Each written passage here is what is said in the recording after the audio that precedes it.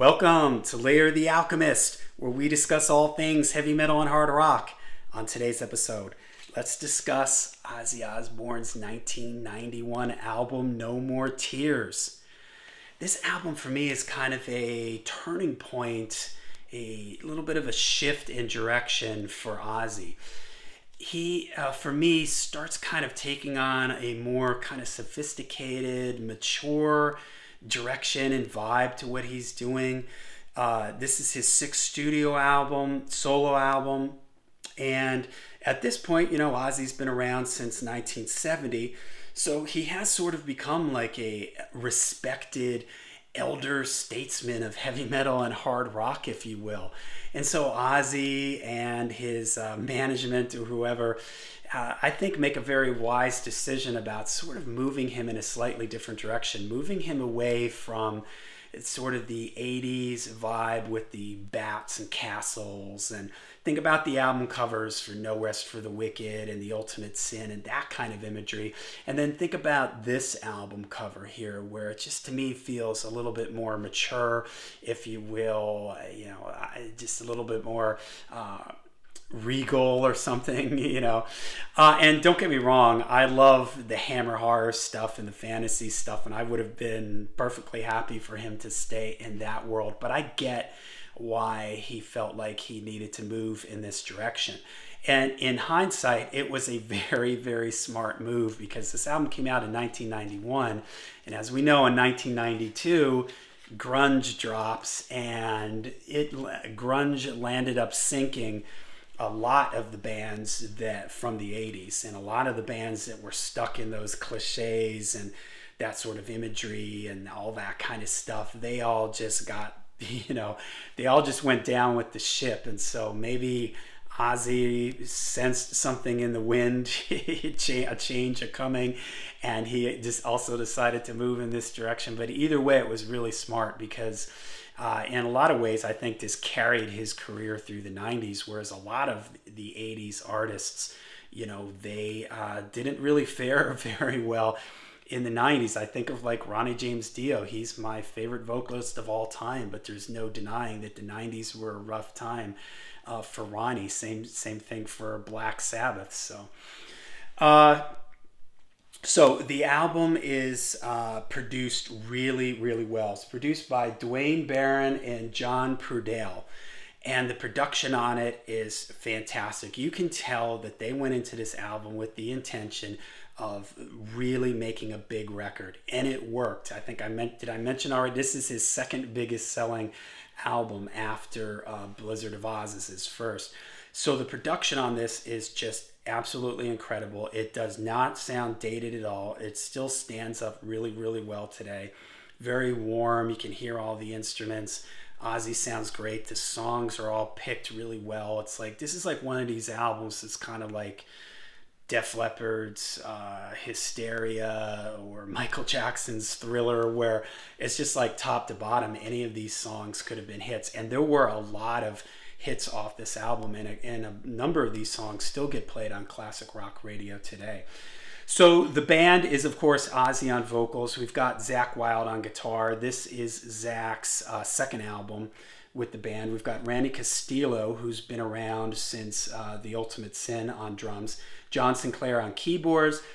Bob Daisley plays bass on this record. Now, Bob Daisley had played bass on all the previous Ozzy albums except The Ultimate Sin, and he was involved in the songwriting and the lyric writing in all the previous albums to this. As most people know, Ozzy does not write the majority of his lyrics. When he was in Black Sabbath, Geezer wrote most of them. Ozzy did write a few here and there.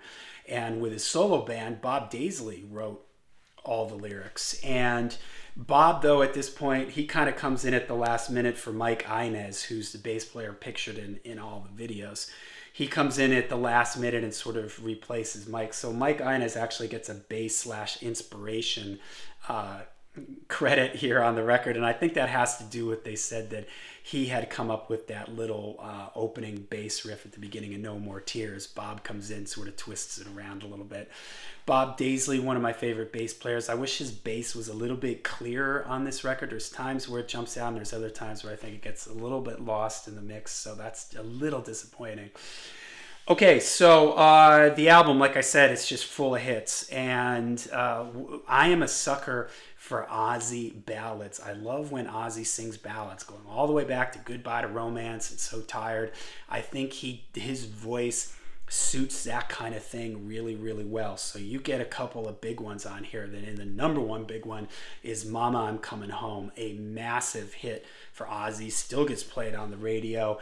Songwriting credit on this album is mostly Ozzy, Zach, and Randy Castillo, but Lemmy Kilmister from Motorhead contributes to the songwriting on various songs on here, and "Mama, I'm Coming Home" is one of them, where I believe he wrote the lyrics for it, I think. So you got "Mama, I'm Coming Home," epic. Zach, that acoustic guitar intro, Zach was smart, I think, and he realized Randy had sort of that classical thing, Jake had the really technical thing, and Zach brings his sort of blues, occasionally like country, sort of southern rock almost vibe to his soloing and playing. And you hear a little bit of that, like with the way the acoustic guitar intro to this. It's just a really well produced song.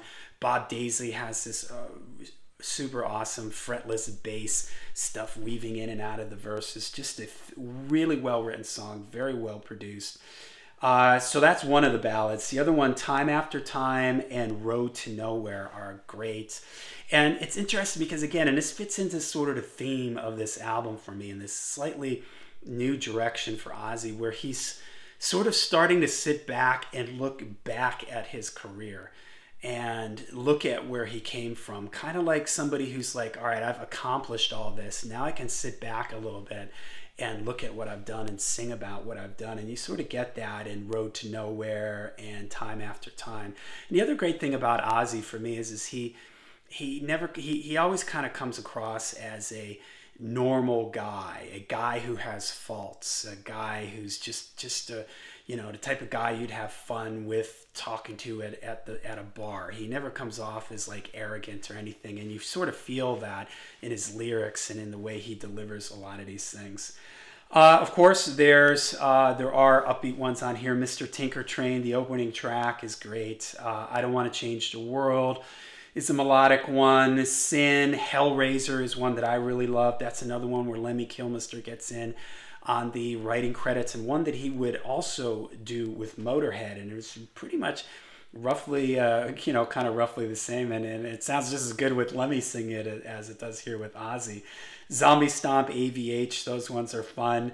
And even the songs that are sort of deep cuts on this album, like "AVH" or there's bonus tracks on this, and on the expanded disc here you get 2 bonus tracks, "Don't Blame Me" and "Party with the Animals." And it's incredible because, like, "Don't Blame Me," that would have been like the lead off, the big single for any other band, and here it's a bonus track. It just goes to show you how the songwriting was just so top notch on this, that they could afford to have a great song like that just be a B-side. So then you have the epic title track, "No More Tears." Ozzy kind of known for always having an epic on his albums. You had "Revelation," "Mother Earth," "Killer of Giants," the song "Diary of a Madman." "Fire in the Sky," I guess, would be the epic off of "No Rest for the Wicked." And here, "No More Tears." It starts off with that really cool bass part that sort of, it gets to the end of the little riff and it just sort of twists around, a little odd meter thing. The middle of the song is great with all those keyboards and the way everything kind of drops down, and then there's that lone keyboard line. Zach's guitar solo is great. I would always kind of, where Zach would go a little later on, I wouldn't care for like all the pinch squeals and everything. But here on this album, it's way more in control, and I think this is some of his best guitar playing, and the guitar solo on this is just fantastic, and it just builds so well with him just getting, really crazier and faster until it drops back down into the main riff. And another interesting thing for me is that Zach, in a lot of ways, brings Ozzy into the 90s.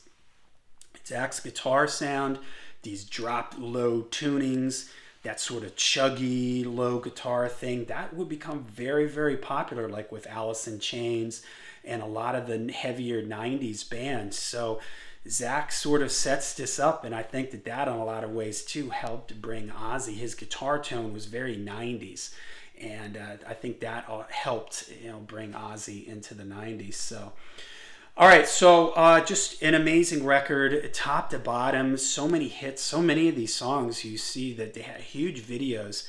You saw them on MTV all the time. You still hear them on the radio. I hear Time After Time and Road to Nowhere and Mama, I'm Coming Home and No More Tears. You still hear those on classic rock radio. So just a great album. Maybe the last Ozzy album that I really, really liked. I liked Osmosis after this, but this was kind of the I sort of got off the Ozzy the crazy train after this album. So all right, so let me know what you guys think down in the comments. Did you feel the same way that I did, that this was sort of a shift in a different direction for Ozzy? What were your thoughts on it? How did you react when you heard this album for the first time? Where were you when you heard this? So let me know in the comments down below. Make sure you hit like and subscribe. Make sure you go to the Layer of the Alchemist Facebook page. And until we see you again, make sure you stay heavy, stay metal.